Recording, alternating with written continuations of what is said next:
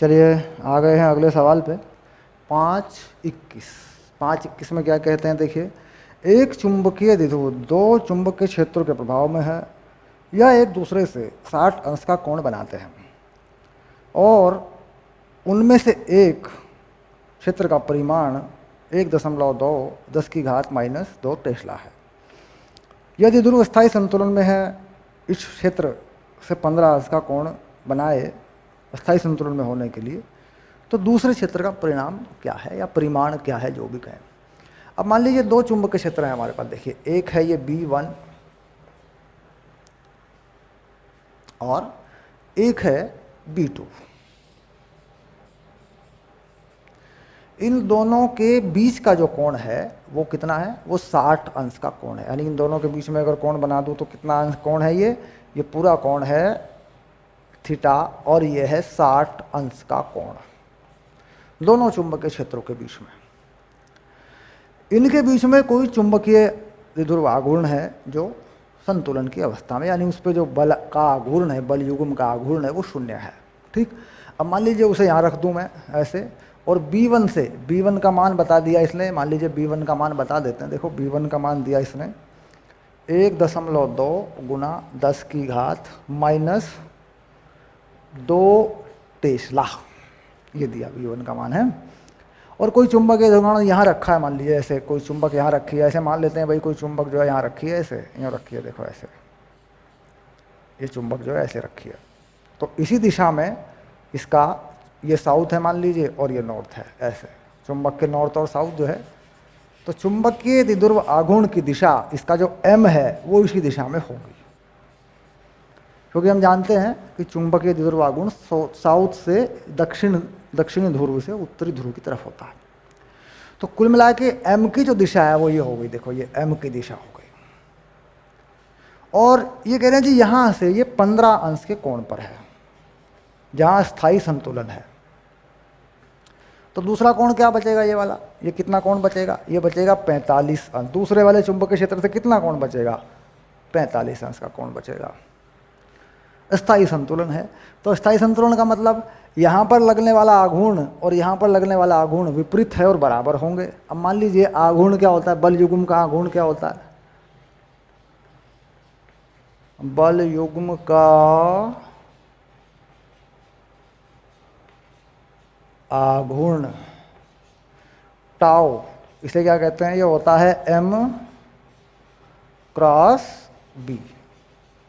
परिमाण में लिखें तो MB sin थीटा इसका सूत्र होता है, जहाँ पे थीटा कोई कोण होता है। अब अगर यहाँ से देखें M×B, ऐसे M×B, तो इसका बल युग्म का आघूर्ण आएगा बाहर की तरफ, क्योंकि देखो ऐसे M से B की तरफ ये कोण लेना होता है, M से B की तरफ, यानी जो थीटा है, अक्सर हम ये कंफ्यूज होते हैं यार ये थीटा कहाँ से लेना होता है। मान लीजिए M है और ये B है, M×B करना है तो ये थीटा इस तरफ को लेना होता है, ये जो कोण है थीटा ये इस तरफ को लेना होता है। तो M से B की तरफ अगर घुमाता हूँ, इस चुंबक के ऊपर आघूर्ण देखता हूँ, तो ये बाहर की तरफ आएगा। और अगर M से B2 की तरफ घुमाता हूँ इस दिशा में, यानी यहाँ से कोण अगर ऐसे घुमाता हूँ यूँ, क्योंकि M से B की तरफ घुमाना है, अगर M×B करना है, तो ये चुंबकीय बल युग्म का आघूर्ण बोर्ड में अंदर की तरफ आएगा। दोनों विपरीत हो गए, दोनों विपरीत हो गए और दोनों बराबर हो जाएं, परिणामी चुंबकीय आघूर्ण शून्य हो जाए, सॉरी परिणामी बल का आघूर्ण जो है, परिणामी बल आघूर्ण ऐसे कहते हैं, शून्य हो जाए तो संतुलन की अवस्था में रहेगी। तो कुल मिला के अगर ये दोनों बल युग्म के आघूर्ण एक दूसरे के विपरीत व बराबर हो जाएं तो ये संतुलन की अवस्था में रहेगी, यानी कुल बल युग्म का आघूर्ण शून्य हो जाए। अब देख रहे हैं इस वाले का किधर को हो गया, बोर्ड पे बाहर की तरफ हो गया, और इस वाले का बोर्ड के अंदर हो गया, और संतुलन है तो इसका मतलब परिणामी बल युग्म का आघूर्ण 0 है, यानी ये दोनों एक दूसरे के बराबर हैं। अब अगर इन्हें बराबर करके लिख दूं, मैं सूत्र में डाल दूं, तो मुझे कुछ चीज़ें मिल जाएंगी। देखो MB1 sin 15, MB1 sin 15 किसका, ये वाला है। देखो क्योंकि ये M मैंने मान लिया ऐसे इस तरीके से, ठीक, ये बराबर कर दूं MB2 sin 45, ये किसका हो गया, यही एम बी बी टू का हो गया, ये बी टू वाला हो गया। दोनों बराबर हो गए तो परिणामी बलयुग्म का आगुण शून्य हो गया, क्योंकि इनकी दिशा विपरीत है, ये हमने समझ लिया। एम काट दिया मैंने, तो बी टू का मान आ गया, देखो बी टू का मान आ गया B1 साइन 15 बटे साइन 45। अब B1 का जो मान है वो कितना है, 1.2 गुना 10 की घात माइनस 2। साइन 15 का मान हमें नहीं पता होता, साइन 15 का मान हम नहीं जानते, तो 15 लिख दिया मैंने, और इसका मान हम जानते हैं 1/वर्गमूल 2। ठीक, ये उत्तर किस में आया, ये आया टेस्ला में। ठीक, अगर निकालना चाहें इसको तो ये उत्तर मिल जाएगा आपको 4.4 10 की घात माइनस 3 टेस्ला, यानी B2 का जो मान है 4.4 गुना 10 की घात माइनस 3 टेस्ला। ये उत्तर कैसे मिलेगा, देखो साधारणतः बात हो रही है, वर्गमूल 2 ऊपर पहुंच जाएगा, साइन 15 का मान जो भी होगा वो लगा देंगे। अब गणितीय पद्धति से साइन 15 का मान निकालना भी मैं आपको बता दूंगा, थोड़ा सा इशारा कर देता हूँ कि निकालना चाहते हैं कुछ बच्चे, सर कैसे निकलेगा गणित में, बायोलॉजी वाले तो टेबल में देख के लगा लेते हैं, जीव विज्ञान के अध्यापक मतलब जो बच्चे होते हैं, गणित वाले जानते हैं ये चीज़ कैसे निकलती है। तो जीव विज्ञान वालों के लिए मैं बता देता हूँ कि साइन 15 का मान कैसे मिलता है। देखो साइन में एक सूत्र होता है साइन A माइनस बी, और ये सूत्र होता है साइन A कॉस बी और minus cos A sine B, ये सूत्र होता है। देखो बच्चों साइन A माइनस बी, तो उसमें A को क्या लिख दूंगा, A को लिख दूंगा 60 और B को लिख दूंगा 45। देखो अब देखो साइन 60 माइनस 45 कितना हो गया, साइन 15 हो गया, तो बात पक्की हो गई। इधर इसके मान डाल देता हूँ, साइन A यानी sine 60 cos 45 minus cos 60 sine 45। Sine 45 कितना हो गया, √3/2, कॉस 45 1/वर्गमूल 2, और ये 1/2 और ये 1/वर्गमूल 2, तो मान कितना आ गया, वर्गमूल 3 माइनस 1/2 वर्गमूल 2। ये साइन 15 का मान है, सीधे समीकरण से आ गया। अब इसे लगा देता हूँ साइन 15 के मान को यहाँ मैं, अगर साइन 15 के मान को मैं यहाँ लगा दूँ तो तुम्हें उत्तर मिल जाएगा। देखो क्योंकि ये चीज़ थोड़ी सी ना जरूरी है समझना, यहाँ बिल्कुल फुर्सत है, बिल्कुल आराम से हम पढ़ रहे हैं, कोई जल्दी नहीं है। ठीक, कहीं कहीं पे ये समस्या हो सकती है, प्रतियोगी परीक्षाओं में हो सकती है ये समस्या थोड़ी बहुत, हालांकि मान दिए होते हैं लेकिन हो सकती है समस्या, फिर भी हम ले लेते हैं। तो साइन 15 का जो मान है देखो वो डाल देता हूँ यहाँ पे, उत्तर मिल जाएगा हमारा। साइन 15 का मान यहाँ लगा देता हूँ, ये आया है वर्गमूल 3 माइनस 1/2 वर्गमूल 2।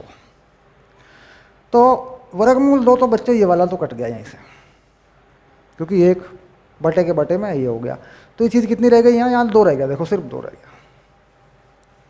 ये इसका मान होता है 1.73, वर्गमूल 3 का मान होता है। तो 1.73 में से 1 घट गया तो 1 ही बचा, फिर तो ये 1 ही बचा, मतलब 1 गया 0.73 बचा, 1 नहीं बचा, ऐसे आ गया।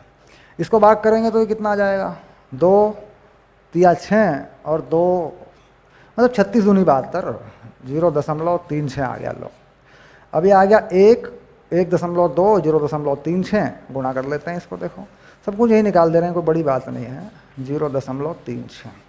ठीक, तो देखो ये आ रहा है, देखो इसको इससे गुणा कर देंगे तो ये चीज़ आ जाएगी, बिल्कुल साफ दिख रहा है।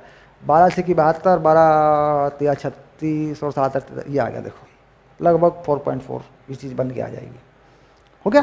तो कुल मिला के ये मान अगर कहीं निकालने पड़ते हैं तो थोड़ा सा त्रिकोणमिति के इन सूत्रों पर, ऐसे 4 सूत्र होते हैं, मैं आपको बताऊं गणित के त्रिकोणमिति के ये 4 सूत्र हैं जो कोणों को जोड़ने घटाने पर होते हैं, इनको थोड़ा ध्यान रखें।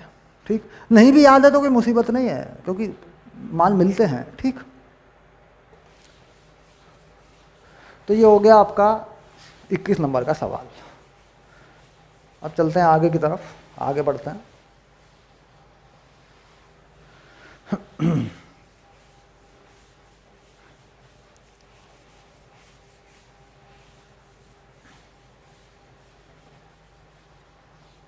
तो 22 नंबर को आप पढ़ें एक बार, 22 नंबर का सवाल पढ़ें, 5/22 क्या कहता है 22 सवाल में, ठीक है, एक बार पढ़ के देखें, शुरू करें। थोड़ा सा पानी मैं पी लेता हूँ।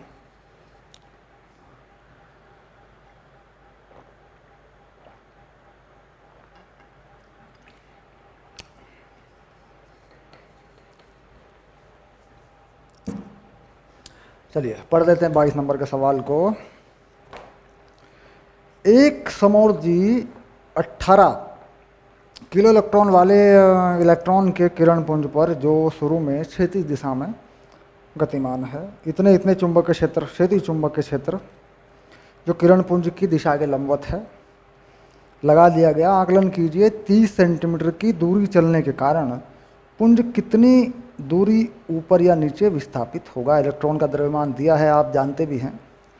इलेक्ट्रॉन का आवेश भी दिया है, किलो इलेक्ट्रॉन वोल्ट है, तो इसको जूल में बदलने का तरीका भी आप जानते हैं। तो सबसे पहली चीज़ क्या आ रही है कि चुंबकीय क्षेत्र के लंबवत अगर इलेक्ट्रॉन को फेंका है तो वह एक वृत्ताकार मार्ग पर गति करेगा। ये हम जानते हैं कि आवेशित कण अगर चुंबकीय क्षेत्र के लंबवत फेंक दिया जाए तो एक वृत्ताकार मार्ग पर गति करता है। तो हमें सबसे पहले उस वृत्त की त्रिज्या निकालनी है, उसके बाद हम देखेंगे कि कितनी जगह में चुंबकीय क्षेत्र लगा है। तो कह रहा जी 30 सेंटीमीटर चलने पर, चुंबकीय क्षेत्र में 30 सेंटीमीटर चलने पर वो चुंबकीय क्षेत्र है, कितना ऊपर या नीचे जाएगा। ऊपर जाए या नीचे जाए तो कोई मसला नहीं है, क्योंकि यहाँ पे दिशा के बारे में जानकारी नहीं पूछी गई है, तो फिर बतानी पड़ेगी चुंबकीय क्षेत्र किस दिशा में है, तो वो भी हम बता देंगे। अब मान लीजिए हम सामान्यतः मान लेते हैं कि भाई यहाँ ये जो जगह है, देखो ये वाली, ये इसको मैं लेता हूँ छोटा d, और ये है 30 सेंटीमीटर ऐसे, और इसमें एक चुंबकीय क्षेत्र है अंदर की तरफ। बोर्ड पे ही मान लेते हैं, बोर्ड पे कर देते हैं, कोई दिक्कत नहीं है। अंदर की तरफ चुंबकीय क्षेत्र है, तो ऐसे निशान बना देता हूँ। देखो मैं अंदर की तरफ एक चुंबकीय क्षेत्र है, यूं ऐसे। इस चुंबकीय क्षेत्र का मान जो है वो बताया गया है, b लिख देते हैं इसको। इस चुंबकीय क्षेत्र का मान जो है कितना है, ये देखो बताया गया सवाल में, ये है 0.04 गॉस। तो टेस्ला में लगाना पड़ेगा, 0.04 गुना 10 की घात -4 टेस्ला, ये चुंबकीय क्षेत्र है। कोई इलेक्ट्रॉन, किरण पुंज का कोई इलेक्ट्रॉन, मान लीजिए किरण पुंज में कोई इलेक्ट्रॉन है, ठीक, क्योंकि ये कह रहा है कि वाले इलेक्ट्रॉनों के किरण पुंज, किलो इलेक्ट्रॉन वोल्ट समोर्जी है ना, तो एक इलेक्ट्रॉन जो है किरण पुंज का कोई इलेक्ट्रॉन है, उसकी ऊर्जा दे रखी है किलो इलेक्ट्रॉन वोल्ट, प्रति इलेक्ट्रॉन ऊर्जा है। ये कितने इलेक्ट्रॉन है फिर ये बताना पड़ेगा, तो ऐसी बात तो हुई नहीं। तो एक ही इलेक्ट्रॉन की ये ऊर्जा ये माने, तब होगा सवाल 18 किलो इलेक्ट्रॉन वोल्ट का इलेक्ट्रॉन। तो इलेक्ट्रॉन मान लीजिए यहाँ से इस क्षेत्र के लंबवत, ये मान लीजिए इलेक्ट्रॉन है, एक चाल v से इसमें घुस जाता है, ये है इलेक्ट्रॉन की चाल, ठीक। तो यह इलेक्ट्रॉन एक त्रिज्या पर घूम जाता है ऐसे, यानी ये जो है ये इलेक्ट्रॉन का रास्ता है। यहाँ पे देखो फिर से इलेक्ट्रॉन बना दूंगा, ये इलेक्ट्रॉन का रास्ता है, और यह त्रिज्या, इसका केंद्र कहीं ना कहीं इस रेखा में होता है ऐसे, क्योंकि देखिए यहाँ पे वेग लंबवत है, तो यहाँ पे वेग लंबवत है, यहाँ पे वेग लंबवत है, यहाँ पे, तो शुरू में ही देख लें अगर हम, तो वेग के लंबवत हम चले जाएं तो केंद्र मिलेगा वृत्त का जिस पर यह घूमेगा। और कहीं पर भी देखना चाहें, यहाँ भी देखेंगे तो, यहाँ भी देखेंगे तो, लेकिन वो क्या है कि इसी बाउंड्री की रेखा पर आएगा वो, क्योंकि यहाँ पे स्पष्ट दिख रहा है कि यहाँ पे जो लंबवत है वेग, जो चुंबकीय क्षेत्र के लंबवत त्रिज्या यहीं पे बन जाएगी बिल्कुल। तो मान लीजिए कि ये जो चीज़ है ये वृत्त का केंद्र है, वृत्त का केंद्र है जिस पे घूमेगा O, और जितनी त्रिज्या है, जिस त्रिज्या पे घूमेगा उसको R मान लेते। देखो ये भी R है, और इधर से देखें तो ये भी R है, कहीं भी देख लें ये इलेक्ट्रॉन इस त्रिज्या पे घूमेगा, और 30 सेंटीमीटर की दूरी में ये चुंबकीय क्षेत्र है, 30 सेंटीमीटर की जगह में मान सकते हैं। ये कह रहा है जी ये कितना नीचे आएगा, अगर देखें इस इलेक्ट्रॉन को कितना नीचे आएगा या ऊपर जाएगा, अगर मान लीजिए चुंबकीय क्षेत्र को बदल दूं तो ऊपर चला जाएगा, कोई खास बात नहीं है। अब हमने क्या चुंबकीय क्षेत्र को अंदर की तरफ लिया, इलेक्ट्रॉन लिया, ऋणात्मक आवेश यूँ घुमाया हाथ, तो हम देख रहे हैं भाई ऋणात्मक आवेश यूँ घूम गया। तो ये तो जो एक हमारे पास बल होता है, बल को याद दिलाऊंगा बच्चों फिर से। ये बल होता है क्यू ई, लॉरेंज का बल बोलते हैं, क्यू वी क्रॉस बी। तो इस बल पे अध्ययन करें, ये वाली चीज़ तो है नहीं, ये वाली चीज़ है। इलेक्ट्रॉन का आवेश ऋणात्मक है, वेग आगे की तरफ मान लें, बी अंदर की तरफ मान लें, आई जे के लगा लें, आई जे के यहाँ पे लगा के इसको पता कर सकते हैं अपने तरीके से। या फिर ये मान लें कि अंगूठे की दिशा में चुंबकीय क्षेत्र अंदर की तरफ है तो इलेक्ट्रॉन ऐसे घूमता है, और पॉजिटिव चार्ज धनात्मक चार्ज उसका उल्टा घूमता है। ये मान के लगा लेंगे आप, तो निकल जाएगी यहाँ से ये चीज़।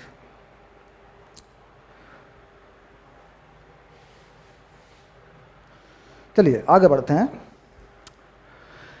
कितना नीचे या ऊपर, तो देखो ये जो दूरी है ये वाली, ये मिला लेते हैं एक बार। ये देखो ये है, ये दूरी है, देखो ये रही, ये वाली जो दूरी है ये रही, देखो ये। इस दूरी को कुछ मान लेते हैं, मान लीजिए ये दूरी है y के बराबर।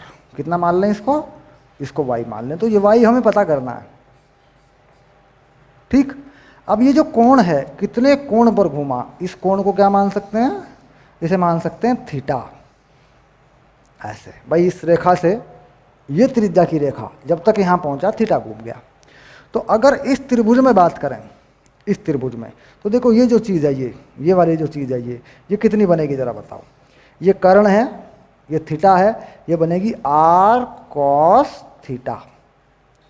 देखो यहाँ से लेके यहाँ तक पक्का कर लो। देखो ये कर्ण है, ये थीटा है, तो आधार की लंबाई क्या होती है, आर कॉस थीटा, और लंब की लंबाई क्या होती है, आर साइन थीटा। तो ये जो चीज़ बनती है क्या बनती है, आर साइन थीटा।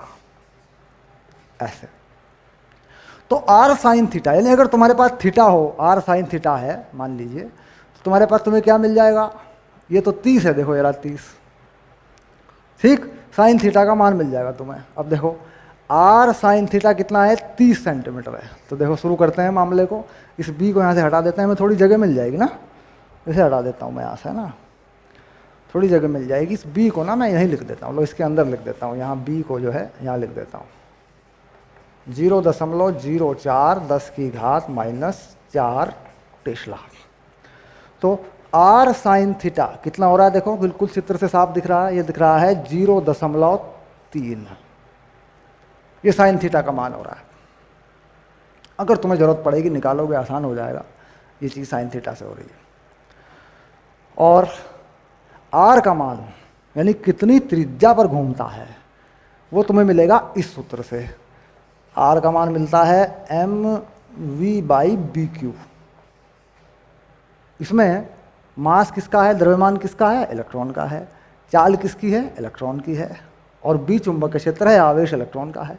अब तुम्हें ये चाल कहाँ से मिलेगी, इधर तुम्हें त्रिज्या मिल गई, देखो यहाँ से, ठीक। अब चाल कहाँ से मिलेगी, गतिज ऊर्जा से मिलेगी। कितनी गतिज ऊर्जा है, गतिज ऊर्जा है 18 किलो इलेक्ट्रॉन वोल्ट। तो 18 किलो का देखो 1000 लगाया, इलेक्ट्रॉन वोल्ट में 1.6 गुना 10⁻⁻⁰ लगाया, ये लगा दिया। देखो दिखेगा नहीं है ना, दिखेगा नहीं, दिखेगा नहीं, दिखेगा नहीं। यहाँ लगाता हूँ, इस दिशा में लिख देता हूँ।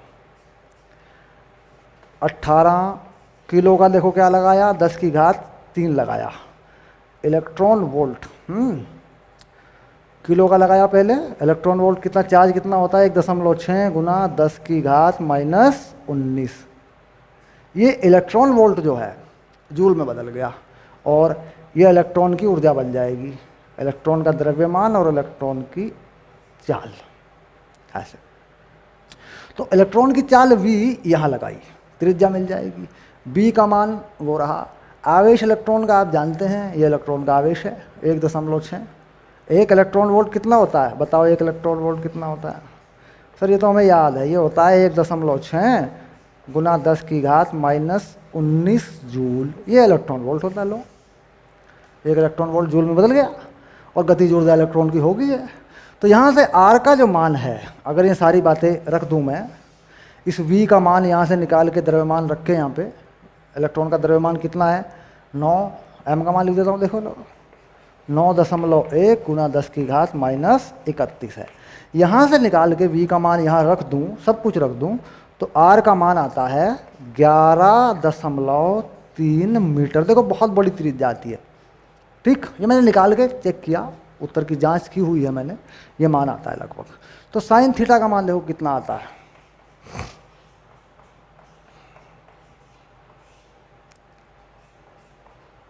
ये आ गया साइन थीटा का मान। तो आप देख रहे हैं कि ये मान बहुत कम है, साइन थीटा का मान बहुत कम है, तो थीटा के बराबर लिया जा सकता है। यानी थीटा का मान आ गया लगभग 3/113। और ये मान आता है रेडियन में, ध्यान रहना, ये मान आता है किसमें, ये मान रेडियन में होता है, डिग्री में नहीं होता, क्योंकि साइन थीटा को सीधा थीटा के बराबर कर दूं मैं तो रेडियन का मान होता है। ये थीटा का मान आ गया, थीटा का मान मिल गया। अब यहाँ से अगर मैं ये y निकालता हूँ इस त्रिभुज से, ऐसे y कितनी होगी, देखो ये पूरी की पूरी जो त्रिज्या है कितनी है r, और ये कितनी बनी r cos थीटा। तो y जो है इलेक्ट्रॉन कितना नीचे आया, ये y मिल रही है हमें, देखो y मिल रही है हमें r minus r cos theta, ये हमें y मिल जाएगी इस त्रिभुज में। देख, और पूरा का पूरा r है, देखो ये त्रिज्या है r minus r cos theta, ये रहा r cos थीटा, और ये रहा पूरा r, तो ये बचेगा y, कितना इलेक्ट्रॉन नीचे आया है ना। तो इसमें से r कॉमन ले लेता हूँ, 1 माइनस cos थीटा कर देता हूँ। ठीक, तो यहाँ अगर मैं थीटा का मान लगा दूँ cos में तो मुझे कुछ मिलेगा नहीं, क्योंकि ये वैल्यू लगभग 0 के बराबर है। तो मैं क्या करता हूँ कि इस चीज़ को साइन में बदलता हूँ सही उत्तर निकालने के लिए।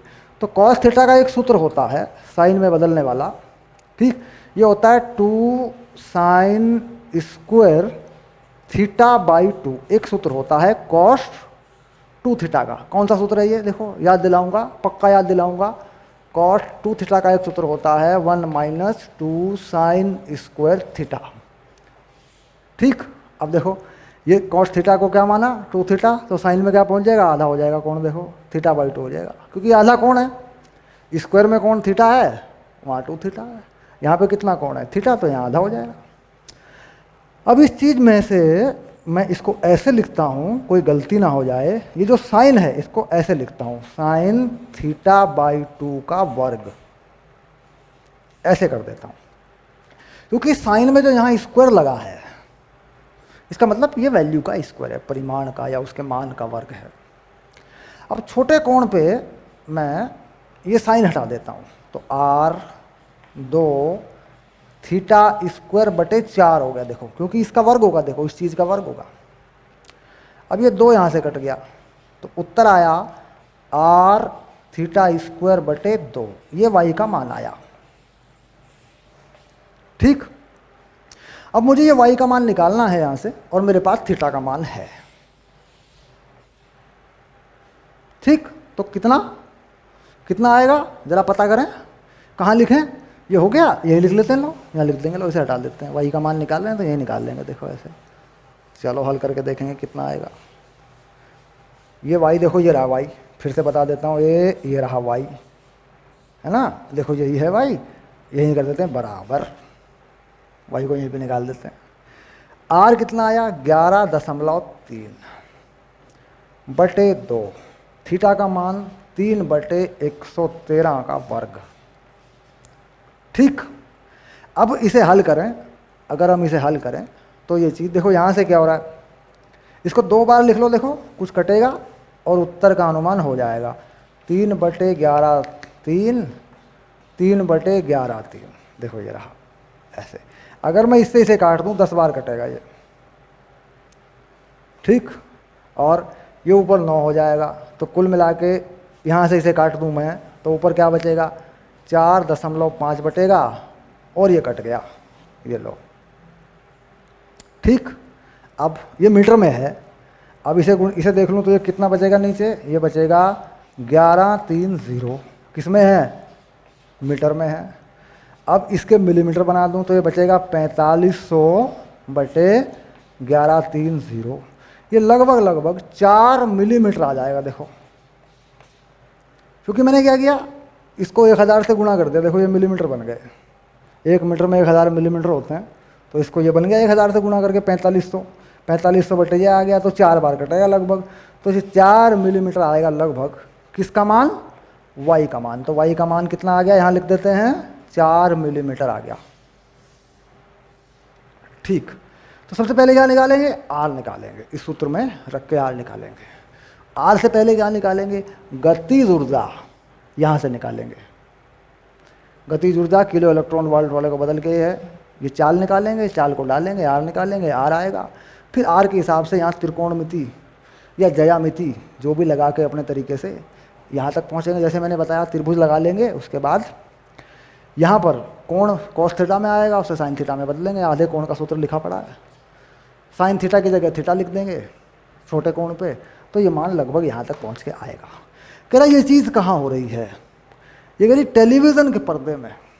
टेलीविज़न के पर्दे में रंग दिखाने वाला इलेक्ट्रॉन का किरण पुंज जाता है तो चुंबकीय क्षेत्र के कारण कुछ विक्षेपित हो जाता है, यानी या तो नीचे की तरफ आ जाता है या ऊपर की तरफ आ जाता है। अगर वहाँ चुंबकीय क्षेत्र लग जाए तो, अगर वहाँ पे चुंबकीय क्षेत्र लग जाए तो, अगर टेलीविज़न के पर्दे के लंबवत कोई चुंबकीय क्षेत्र लगा दो तो उसमें चलने वाली पिक्चर ऊपर नीचे हो जाएगी। जो इलेक्ट्रॉन है वो इधर उधर जाएंगे, दाएं बाएं हो जाएगी या ऊपर नीचे हो जाएगी, क्योंकि इलेक्ट्रॉन किरण पुंज जो है वो प्रभावित हो जाएगा। यह रंग इलेक्ट्रॉन किरण पुंज की वजह से अगर हो रहे हैं तो आजकल जो है आपका जो है कंप्यूटर के अंदर ये डिस्टेंस बहुत कम होता है, कंप्यूटर बहुत पतली चीज़ होता है। जो पुराने ज़माने के रंगीन टेलीविज़न हुआ करते थे बड़े बड़े, उनमें अक्सर होता था ये, अगर चुंबक लगा देते थे बराबर में तो रंग इधर को भागने लगते थे, यानी फिल्म पिक्चर जो है इधर उधर जाने लगती थी। तो ये उसका उदाहरण इन्होंने दिया है और बताया भी है इस बारे में। सवाल को पढ़ेंगे, देखो क्या लिख रहा है ये। इस प्रश्न में आंकड़े इस प्रकार चुने गए हैं कि उत्तर से आपको यह अनुमान हो कि टीवी सेट में इलेक्ट्रॉन गन के पर्दे तक इलेक्ट्रॉन किरण पुंज की गति भूचुंबकीय क्षेत्र से किस प्रकार प्रभावित होती है। तो भूचुंबकीय क्षेत्र, ये चुंबकीय क्षेत्र किसका है? पृथ्वी का है। तो पृथ्वी का चुंबकीय क्षेत्र कितना है? ये 0.4 गॉस के आसपास होता ही है, तो ये इस तरीके से होता है। तो थोड़ा बहुत 4 मिलीमीटर को ज़्यादा जगह नहीं होती, जगह 4 मिलीमीटर किरण पुंज ऊपर नीचे हो जाता है, तो टेलीविज़न में सेटिंग कर देते हैं। 4 मिलीमीटर का मतलब आधे सेंटीमीटर से भी कम होती है ये चीज़, ठीक। लेकिन अगर आप कोई मजबूत चुंबकीय क्षेत्र लगा दें, टेलीविज़न के पर्दे के पास कोई मजबूत चुंबक ले जाएं, तो उसका जो रंग है उसमें जो पिक्चर आ रही है वो इधर उधर होने लगती है। ये प्रयोग आप कर सकते हैं, कैसा भी टेलीविज़न हो, डिजिटल हो, कंप्यूटर हो या कैसा भी हो, क्योंकि थोड़ा बहुत प्रभाव ये डालती है सब चीज़ों पर, ठीक।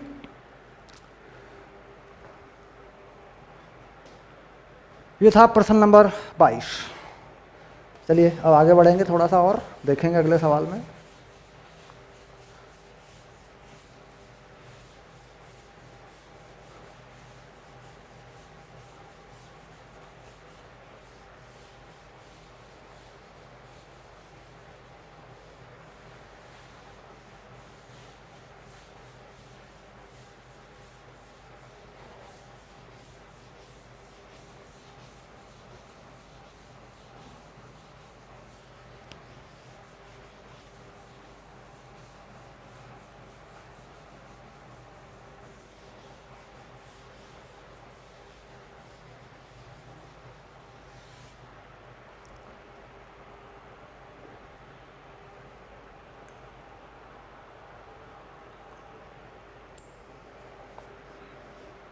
चलिए अब लेते हैं 23 नंबर का सवाल लेते हैं। चुंबकीय गुणों पर आधारित है। 5.23 अनुचुंबकीय लवण के नमूने में अनुचुंबकीय पदार्थ वह पदार्थ हैं जो चुंबकीय क्षेत्र में प्रभावित होते हैं और थोड़ा सा चुंबकन हो जाता है इनमें, यानी चुंबकीय क्षेत्र थोड़ा सा बढ़ जाता है। प्रतिचुंबकीय वो होते हैं जिनमें चुंबकन नहीं होता, चुंबकीय क्षेत्र का विरोध करते हैं, यानी परिणामी चुंबकीय क्षेत्र थोड़ा सा घट जाता है। लोह चुंबकीय पदार्थ वो होते हैं जो चुंबकीय क्षेत्र कई गुना बढ़ा लेते हैं। तो यहाँ बात हो रही है अनुचुंबकीय पदार्थ। अनुचुंबकीय पदार्थ में परमाणुओं की संख्या कितनी है? परमाणुओं की संख्या कितनी है भाई? परमाणुओं की संख्या, कोई लवण है मान लीजिए, इस लवण में परमाणुओं की संख्या है 2 × 10⁻²৪। ये। और प्रत्येक परमाणु का चुंबकीय आघूर्ण, प्रत्येक परमाणु का चुंबकीय आघूर्ण, ठीक, तो परमाणु का चुंबकीय आघूर्ण ये है 1.5 गुना 10 की घात -23, 1.5 गुना 10 की घात -23, ये होता है जूल प्रति टेस्ला, या इसका एक दूसरा मात्रक भी होता है एम्पियर मीटर स्क्वायर। दोनों इसके मात्रक हैं, जिसमें चाहे लिख दो, दोनों मैंने बता दिए। तो ये एम्पियर मीटर स्क्वायर वाला मैं हटा लेता हूँ ताकि ये याद हो गया, आपको पता है, क्योंकि पता नहीं कितनी बार मैंने इसको आपको बताया है कि दोनों मात्रक इसी के होते हैं। अब ये कह रहा है कि 15% चुंबकन हो जाता है। अगर इसे किसी चुंबकीय क्षेत्र में रख देते हैं तो 15% चुंबकन हो जाता है। यानी ये जितने परमाणु हैं, इन परमाणुओं में से 15% परमाणु चुंबक ये क्षेत्र के साथ चुंबक तालमेल मिला के चुंबक का क्षेत्र बना लेते हैं, यानी एक चुंबक बन जाती है कुल मिला के। क्योंकि अभी जो ये परमाणु है और ये चुंबकीय आघूर्ण है, ये अलग अलग दिशाओं में घूम रहे हैं। जब बाहर से कोई चुंबकीय क्षेत्र लगेगा तो ये उसके साथ तालमेल मिलाएंगे, उसका मान बढ़ाएंगे, तो कुल मिला के केवल 15% परमाणु ही चुंबकन करते हैं, यानी इसको चुंबक बनाते हैं, चुंबकीय आघूर्ण दिखा देते हैं, बाकी नहीं करते हैं, क्योंकि सारे परमाणु चुंबक के साथ तालमेल नहीं मिलाते। ठीक, तो कुल मिला के चुंबकीय आघूर्ण कितना बनेगा? चुंबकीय आघूर्ण अगर देखें कितना आ जाएगा? 15%। तो ले लें कि चुंबकीय आघूर्ण, इसे लिख देते हैं अब m। ये कितना बना? 15% यानी 15/100। किसका? चुंबकन के कारण, चुंबकन के कारण। देखो ये चीज़ आ गई, चुंबकन के कारण चुंबकीय आघूर्ण ये बन गया। 15% है और इसको गुणा कर देते हैं, 2 गुना 10 की घात 24 गुना 1.5 10 की घात -23 जूल प्रति टेस्ला, ये बन गया है। ठीक, गुणा करें, ठीक करें, हल करें, तो देखो ये जो चीज़ आ रही 10 की पावर 1 बच गई, ये 20 हो गया, 20 पंजे 100 हो गया। तो ये जो चीज़ें हैं ये सब इन्होंने 5 बना दिया, यहाँ 5 तिया 15, तो ये हो गया 4.5 जूल प्रति टेस्ला। इतना चुंबकीय आघूर्ण बन चुका है, ये चुंबक बन चुकी है, यानी परमाणुओं में से 15% जो है 15% आ चुके हैं लाइन पे और चुंबक बना चुके हैं। कह रहा है इसमें जो चुंबकीय क्षेत्र तुमने लगाया है, जिसमें ये हुआ है, वो है 0.84 टेस्ला। अब यहाँ किताबों में इसका मान 0.64 लिखा है, जो कि गलत मिस प्रिंट हो रखा है। 6 के बजाय 8 करें, क्योंकि पीछे उत्तर देखा जाएगा तो जांच कर दी जाएगी भाई है कितना। हो सकता है कुछ किताबों में ठीक हो, NCERT अंग्रेजी में ठीक है, हिंदी में लिखा है इतना, हिंदी वाली किताब में लिखा, तो ये इस पर है। और यहाँ जो तापमान है, जिस तापमान पर ये हो रहा है, ये तापमान है 4.2 केल्विन। ध्यान रहे केल्विन में ये ताप है, इसका मतलब होता है ये परम ताप है। ठीक, अगर किसी ऐसे प्रश्न में ताप डिग्री सेल्सियस में दिया हो तो उसे केल्विन में बदल देंगे, ये समझने की बात है। ठीक, और अगर चुंबकीय क्षेत्र गॉस में दिया हो तो उसे टेस्ला में बदल देंगे।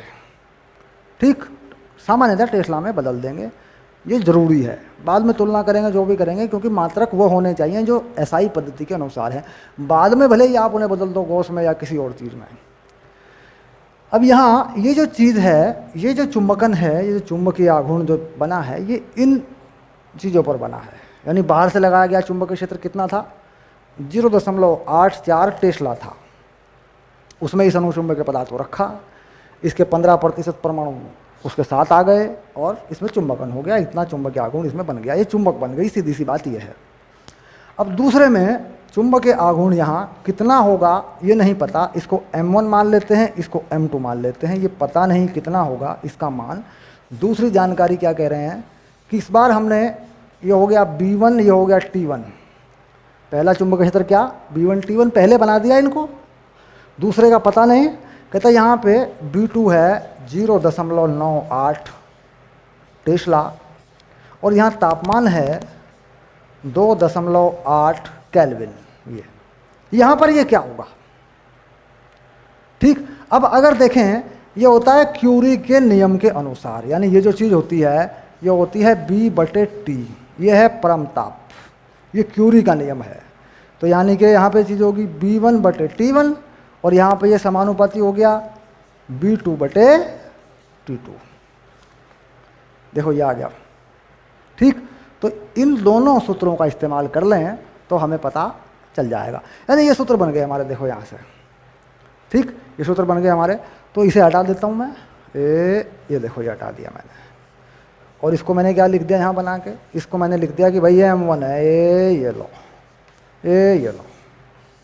ठीक, और इनको मैं भाग कर देता हूँ M2/M1, M2/M1 कितना हो जाएगा? M2/M1 B2/B1 और T1/T2। ये आ गया तुम्हारा उत्तर। ठीक, कितना आएगा ये उत्तर? अब इसको भी हटा के लिख देता हूँ, देखो जगह बना लेता हूँ, इसको हटा लेता हूँ। देखो तुलना करनी है तुम्हें बस, और कुछ नहीं करना। लिख देता हूँ, देखो M2 का मान जो आ रहा है वो कितना आ रहा है? M2 का मान आ रहा है M1 B1 यानी 0.98 बटे 0.84, ये हो गया B2/B1, और ये हो गया 4/2/2.8, ये हो गया T1/T2, ये हो गया M1। M1 का मान भी रख दो इसमें, यहाँ M1 का मान कितना है बताओ ज़रा, ठीक से लिख देते हैं। M2 बराबर 4.5 है ना, 4.5।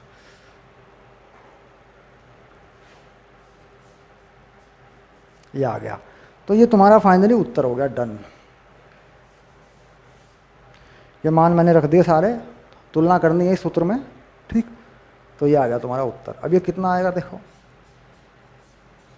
अगर इस सॉल्व करके देखें तो यहाँ से तो साफ हो रहा है। देखो ये आ रहा है 14 दूनी 28, ये हो रहा है 3/2, क्योंकि इसे काट देंगे 14 से 1.4 से तो ये बन जाएगा। इसे भी 14 से काट देंगे, 14 × 84, 14 × 98, ये आ गया। तो कुल मिला के 4.5, 7/6, 3/2 ये आ रहा।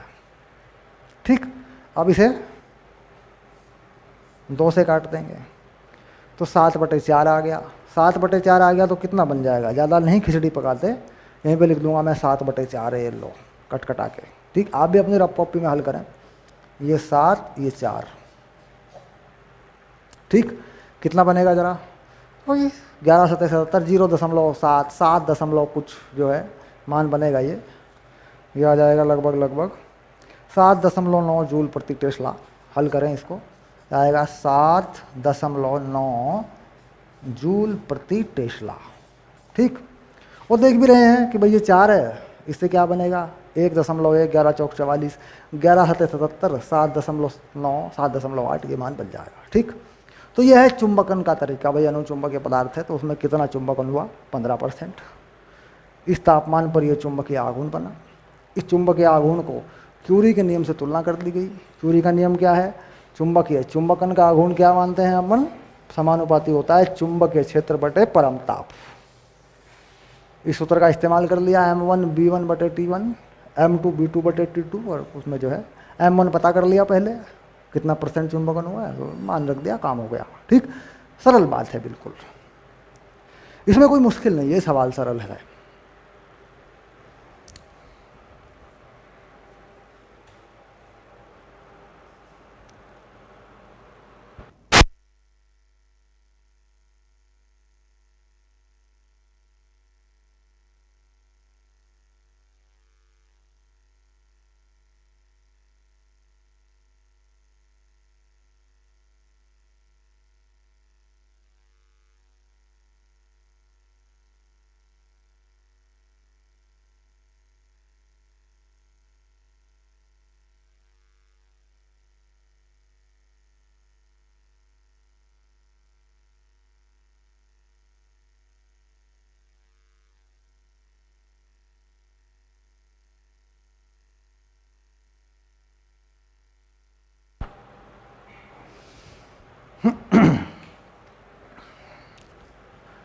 चलिए ये हो गया 5:23। तो ये कुछ समय के लिए रुका मामला, क्योंकि मुझे इस वायरलेस में सेल बदलना पड़ता है। ये 40-45 मिनट में इसका काम हो जाता है, उधर सेल चार्जिंग पे लगे रहते हैं, तो 10-20 सेकंड की बात होती है।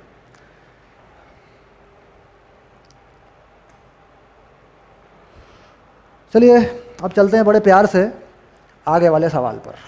24 नंबर पे चलेंगे, देखते हैं क्या मामला है।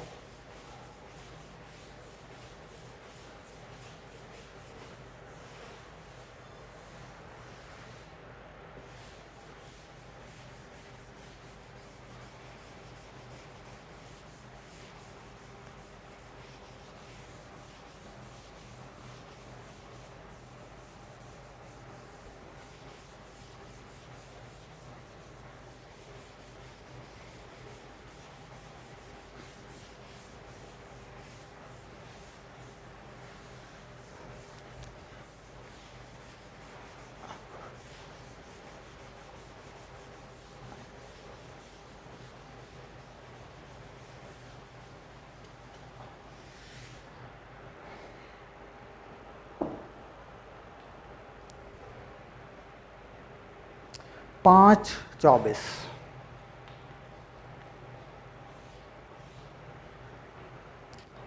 एक रोलैंड रिंग की औसत त्रिज्या 15 सेंटीमीटर है और इसमें 800 आपेक्षिक चुंबकशीलता के लोह चुंबकीय करोड़ पर 3500 फेरे लिपटे हुए हैं। 1.2 एम्पियर की चुंबककारी धारा के कारण इसके करोड़ में, यह है टॉरॉइड। आपने पढ़ा होगा एक चीज़, टॉरॉइड पढ़ी होगी आपने, टॉरॉइड ऐसा एक पढ़ा होगा आपने, देखो टॉरॉइड। ठीक, टॉरॉइड में क्या कैसा चुंबक क्षेत्र होता है? तो टॉरॉइड में एक चुंबक क्षेत्र का फॉर्मूला होता है B μ0 N I, और ये लंबाई होती है टॉरॉइड के अंदर 2πr। टॉरॉइड की जो त्रिज्या है वही होती है। तो रिंग है, रिंग के ऊपर तार लिपटा हुआ है। थोड़ा सा चित्र बनाएंगे ज़रूर, अच्छा लगेगा। ये चित्र देखो ऐसे बनेगा। ये रिंग है मान लीजिए, है ना, ये रिंग है। रिंग का, ये रिंग के अंदर की धारा, रिंग में जो धारा, टॉरॉइड में जो धारा है वो बता रहा है रिंग में, करोड़ जो है रिंग में कितना चुंबकीय क्षेत्र बनेगा ये पता लग जाएगा। रिंग दरअसल लोहे का है और इस पे एक तार लपेट दिया गया। तार को मैं लपेटूंगा, कुल मिला के ऐसे लपेटा गया। देखो तार इसके ऊपर यूँ घूम जा घूम जा घूम जा घूम जा घूम जा घूम जा घूम जा घूम जा घूम जा घूम जा घूम जा घूम जा घूम घूम घूम, यह है। ठीक, ये तार लपेट दिया गया। इसमें फेरे कितने हैं? ये रहे N फेरे, ये रहे। ठीक, और इसकी त्रिज्या, जो भी इसकी त्रिज्या है ये R है। देखो रिंग की त्रिज्या, रिंग के ऊपर तार लपेटा, सारी बातें मालूम है। मान लग देते हैं हम, उत्तर निकाल देते हैं। ठीक है, चलिए कर देते हैं। रोलैंड रिंग की औसत त्रिज्या 15 सेंटीमीटर है। औसत त्रिज्या है ना, तो B μ0/2π, इसका मान हो गया 2 × 10⁻⁻⁷।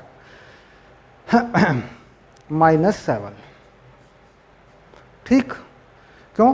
क्योंकि ये जो होते हैं, देखो बात को समझना, ये एकांक लंबाई में फेरों की संख्या होती है और यह सूत्र परिनालिका में इस प्रकार दिखाई देता है Ni।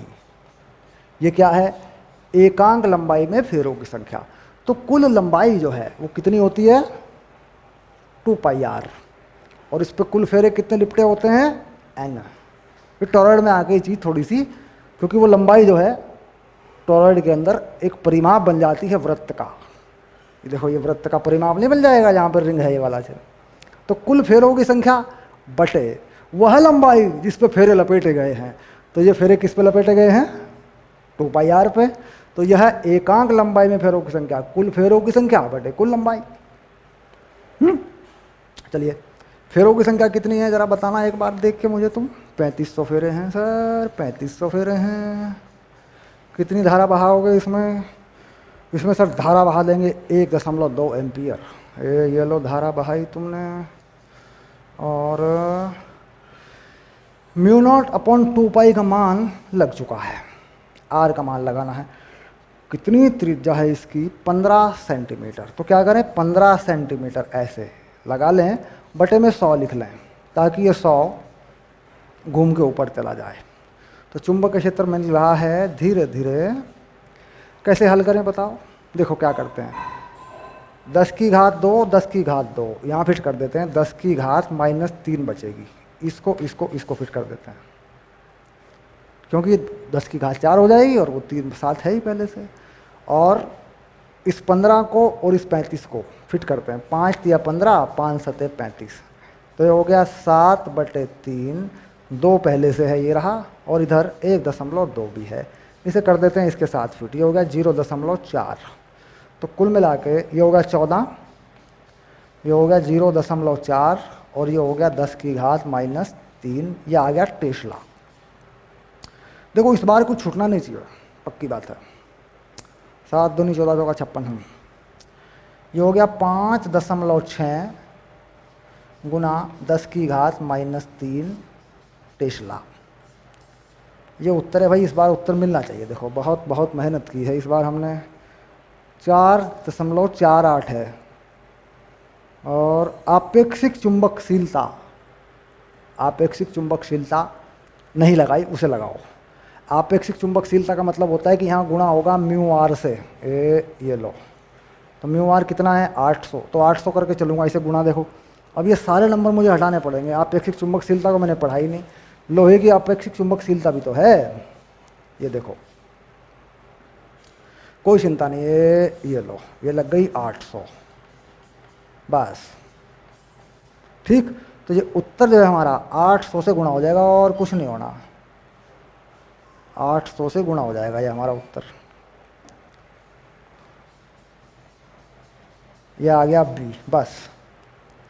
तो 800 से गुणा कर देता हूँ इसको, ये गया, हाँ पहले तो दशमलव हटा लेता हूँ यहाँ से, ये गया, फिर जी हटा लेता हूँ यहाँ से, 1 पावर हो जाएगी, ये -2 हो जाएगी, ये लो।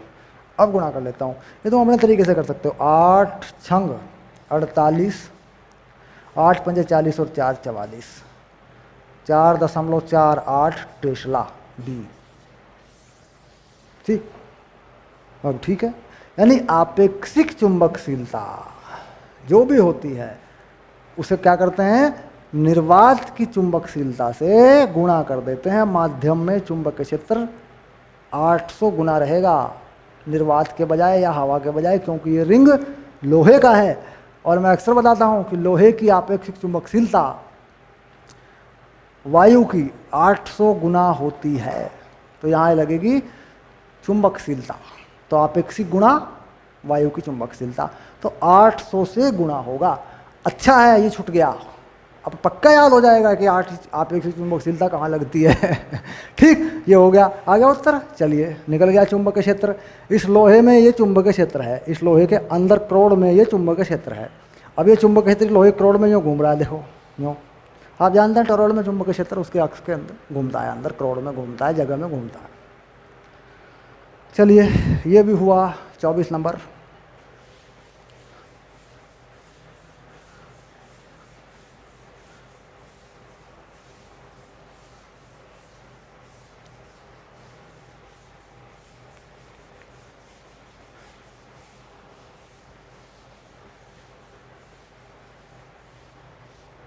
अब लेते हैं 25 नंबर और देखते हैं 25 नंबर में क्या है। ये 25 नंबर का सवाल मैंने काफ़ी पहले किया था, जिसको मैंने दोबारा देखा तो ठीक। क्या कहता है, किसी इलेक्ट्रॉन के नेज चक्रणीय कोणीय संवेग S, ठीक, नेज यानी इंट्रिंसिक, अंदर वाला जो इंट्रिंसिक प्रॉपर्टी है। चक्रणीय, चक्रण बोलते हैं स्पिन, चक्रण क्वांटम संख्या याद आ रही होगी, केमिस्ट्री में पढ़ी होगी।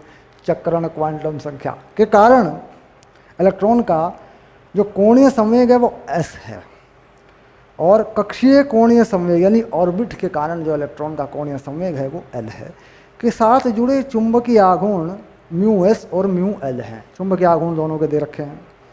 क्वांटम सिद्धांत के आधार पर ये बताइए इनमें से कौन सी चीज़ सही होती है। तो जैसे कि इलेक्ट्रॉन का जो कोणीय संवेग है जो ऑर्बिट में है, कक्षीय कोणीय संवेग है, ये बात सही होती है, इसे हम कर देंगे। तो इलेक्ट्रॉन का दूसरी बात सही होती नहीं है, वहाँ पे मान ये वाला आता नहीं, मान मिला के देखेंगे। तो कक्षीय कोणीय संवेग इलेक्ट्रॉन का कक्षीय कोणीय संवेग, देखिए ये सदिश राशि के पदों में लिखा होता है, ये लिखा है इन्होंने एल, ऐसे ये एल लिखा है, क्योंकि एनसीईआरटी में जो डार्क होता है ना वो वेक्टर के पदों में होता है, उसे वेक्टर कहते हैं हम, ये आती है चीज़। अब ये चीज़ अगर देखें हम कैसा होता है ये, तो इसका मान अगर देखें एम आर क्रॉस वी होता है ऐसे। ये इलेक्ट्रॉन का द्रव्यमान है, ये उसकी त्रिज्या है, ये उसकी चाल है जब वह किसी कक्षा में वृत्ताकार मार्ग पर घूम रहा होता है। मान लो जो ये नाभिक है और इस नाभिक के चारों तरफ इलेक्ट्रॉन घूम रहा होता है, मान लो ये इलेक्ट्रॉन है और ये घूम रहा है, ठीक। तो ये त्रिज्या हो जाएगी आर, इसका द्रव्यमान, ये सब हो जाएगा, ठीक। अब इसका आघूर्ण निकालना, चुंबकीय आघूर्ण निकालना चाहते हैं, तो चुंबकीय आघूर्ण कितना होगा, चुंबकीय इलेक्ट्रॉन का चुंबकीय आघूर्ण। हालांकि ये मैं पढ़ा चुका हूँ आपको, इसे आप जानते हैं बोहर मैग्नेट्रॉन के नाम से, बोहर मैग्नेट्रॉन में हम इसे बनाते हैं। तो चुंबकीय आघूर्ण जो है इन्होंने बताया कि भाई इसका प्रतीक जो है वो म्यू एल है। इसको क्या प्रतीक बता रहे हैं यहाँ, म्यू एल बता रहे हैं, और एक सदिश राशि के पदों में बता रहे हैं इसको, ठीक। ये कितना होगा, इसका मान देखते हैं कितना होता है। तो ये चीज़ जो होती है ये होती है धारा, ठीक, यानी जो करंट घूम रहा है इनटू क्षेत्रफल, ये रहा एरिया, ऐसे एन आई ए होता है। वैसे ये आप जानते हैं कि धारा लूप का चुंबकीय आघूर्ण एन आई ए होता है, तो यहाँ चक्कर एक ही है, इस तरीके से होता है। क्षेत्रफल धारा की दिशा के अनुदिश होता है। जो क्षेत्रफल है, अगर धारा की दिशा दाएं हाथ के हथेली से घुमाए, धारा यूँ घूमे, तो क्षेत्रफल अंगूठे की तरफ होता है। तो जाहिर सी बात है, अगर मैं इलेक्ट्रॉन की गति की बात करूँगा, इलेक्ट्रॉन की चाल की बात करूँगा, तो इलेक्ट्रॉन की चाल धारा की दिशा की उल्टी है। मान लीजिए इलेक्ट्रॉन घूम रहा है इस तरफ, ये इलेक्ट्रॉन की चाल है, तो धारा की दिशा उल्टी होगी, सीधी सी बात है। और मुझे यहाँ धारा की दिशा के हिसाब से क्षेत्रफल लगाना है, ठीक। तो मैं अगर यहाँ इलेक्ट्रॉन की चाल या इलेक्ट्रॉन का वेग लगाऊंगा, तो मैं यहाँ माइनस का निशान लगाऊंगा, क्योंकि ये धारा इलेक्ट्रॉन की दिशा के विपरीत है। यानी ये जो चीज़ है, देखो ये जो चीज़ है, ये इलेक्ट्रॉन की चाल के हिसाब से ली गई है, ठीक, समझ रहे हैं बात को। तो यहाँ मुझे माइनस लगाना पड़ेगा। फिर आगे चलते हैं। अब ये जो धारा है ये कितनी है, इलेक्ट्रॉन का आवेश और एक चक्कर का समय। इलेक्ट्रॉन का आवेश हो गया और एक चक्कर का समय, समय आवर्तकाल टी बना लिया, एरिया पाई आर स्क्वायर बना लिया, और जो भी इसकी दिशा है, जो एरिया की दिशा है, ठीक, वो किस तरफ को हो गई, वो एल की दिशा के विपरीत हो गई, एल की दिशा के विपरीत हो गई। तो एल की दिशा लगाई मैंने और माइनस लगा दिया मैंने, लो, क्योंकि चाल जो है उल्टी है धारा की दिशा के, और यहाँ धारा के हिसाब से लगाना है मुझे। इस बात को समझना है, क्योंकि इलेक्ट्रॉन का आवेश लग गया तो इलेक्ट्रॉन का वेग लगेगा, और यहाँ इसमें क्या धारा मांगी जा रही है, तो इलेक्ट्रॉन के वेग की दिशा की उल्टी है, तो इसलिए ये चीज़ बदल जाएगी। अब ये जो समय है, एक आवर्तकाल यानी एक चक्कर का समय, इसे क्या लिख सकते हो तुम, इसे तुम लिख सकते हो 2 पाई आर बटे वी। चाल कितनी दूरी चलेगा इस चक्कर में, 2 पाई आर चलेगा, और बटे वी लिख सकते हो इलेक्ट्रॉन की चाल। आप जानते हैं एक चक्कर में कितना घूमेगा, 2 पाई आर, और किस चाल से घूमेगा, वी से। तो कुल मिला के इस वी को ऊपर ले जा सकते हो, ये देखो ये वी ऊपर चली गई, पाई काट सकते हो, एक आर काट सकते हो, तो कुल मिला के चीज़ क्या बन के आई, ई वी आर बटे 2, और एल की दिशा ऋणात्मक, और ये हो गई म्यू एल, चुंबकीय द्विध्रुव आघूर्ण, ये आ गया। अब इस चीज़ को यहाँ से एल को लिख सकते हो। देखो अगर यहाँ एल लिखो, अगर यहाँ एल को लिखो, तो एल में क्या चीज़ है, यहाँ पे देखो आर वी है, ठीक। तो एल का परिमाण देना चाहते हैं, एल का परिमाण देना चाहते हैं, एल का परिमाण कितना हो रहा है, एम आर वी, बस सिर्फ परिमाण की बात मैं कर रहा हूँ।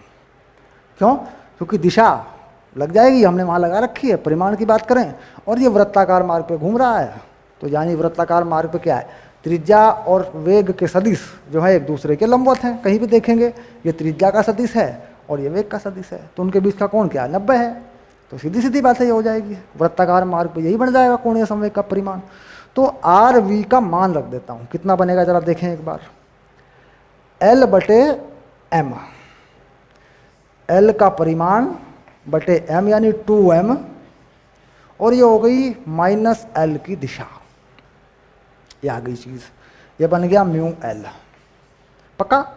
अब ये माइनस एल की दिशा है, एल का परिमाण है तो एल वेक्टर बन जाएगा इससे, तो कुल मिला के कितना बना, म्यू एल बराबर, माइनस को बाहर निकाल देता हूँ, माइनस एल का परिमाण और एल की दिशा बटे 2m, ये बन गया। देखो कोणीय संवेग का ये परिमाण है, ये उसकी दिशा है, माइनस मैंने यहाँ से बाहर निकाल दिया, तो ये क्या बन गया, ये बन गया एल सदिश बन गया ये। तो कुल मिला के म्यू एल जो है वो बन गया माइनस एल सदिश बटे 2m, ये बन गया। कक्षीय कोणीय संवेग है, तो यहाँ दो ऑप्शन दिए हैं हमारे पास कि कौन सा सही है। तो ये हो गया इलेक्ट्रॉन का आवेश इसमें लगा हुआ है, इलेक्ट्रॉन का आवेश हमने कहीं छोड़ा, ये रहा देखो ई छोड़ रखा है हमने, इसे ठीक करें, ई लगाया मैंने यहाँ भी ई है, देखो ये रहा ई, कोई खास बात नहीं है, ये ई है और ये ई हो गया, देखो ये रहा ई, ठीक। तो माइनस ई एल, एल सदिश है अपॉन 2m, ये कक्षीय कोणीय संवेग है जिसमें नीचे 2 आया है। जबकि जो स्पिन होता है, स्पिन के हिसाब से देखते हैं तो ये मान आता है म्यू एस, ये कह रहे हैं कि ये मान जो आता है ये आता है, इसमें 2 नहीं आता, ई जो है एल, इसको कह रहे हैं एस, है ना, इसको ई एस कह रहा है ये, माइनस ई एस, और नीचे क्या आता है, एम आता है, बस ये आता है, ये सदिश होता है, ये सदिश होता है, ठीक।